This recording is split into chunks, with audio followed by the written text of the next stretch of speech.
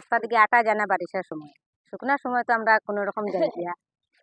আমরা গ্রাম থেকে আমরা টাউন পড়ে 3 কিলোমিটার হাঁটিয়া যাইতে লাগে। এর মধ্যে সমস্যা তো রাস্তার মধ্যে বাচ্চা খাইচা দেখো স্কুলে যেত, এমবি স্কুল হাই স্কুলে যেত, তারা অতটুক জায়গা হাঁটিয়া সামনে যেত। ও টাইম হইলে তো ছাত্ররা ঘুরিয়াই দিলেন, ক্লাসও ঢুকতেও দিই না। স্যাররা কইবা যাও তোমরা যখন টাইম ওভার। তো বাচ্চারা দেখো অতটুক কষ্ট করে হাঁটিয়া যাওয়ার পরে যদি বাচ্চাটা ঘুরিয়া স্কুল থাকিয়া তে কিরকম তারা পড়াশোনা করবে। সপ্তাহে যদি 2 দিন ঘুরিয়াই যায়, 3 দিন ঘুরিয়াই যায়, তো এই বাচ্চাটা কেমনে শিক্ষিত হইব। আমরা তো যতটুকু পারি বাচ্চারা চাইমু চেষ্টা করমু পড়ালেখা শিখাইতাম। আমরা গরিব মানুষ, আমরা যে ডেইলি যে ভাড়া দিয়ে পাঠাইতাম কিংবা ডেইলি আমরা একটা গাড়ি রিজার্ভ করিয়া পাঠাইতাম বাচ্চারা, আমরা এমন ক্ষমতা নেই। আমরা সমস্যা এটাই, আমরা রাস্তার বেশি প্রবলেম। আমরা তো রাস্তাটারও সমস্যা বেশি।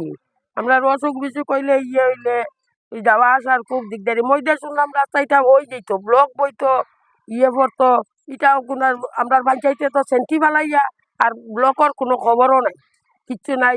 আমরা খুব অসুবিধা এই রাস্তার লাগিয়া। আমরা দীননাথপুর বাগিচা।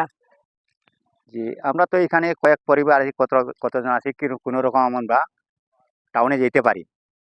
আমাদের পিছনে আরো অনেক লোক আছে, এই লোকগুলানের আরো অনেক অসুবিধা। এই অসুবিধা লাগিয়ে আমরা চাইছিলাম যে এখানে কয়েকটা কালপাট এই রাস্তাটা বনার জন্য, এইটা আমাদের অনুরোধ।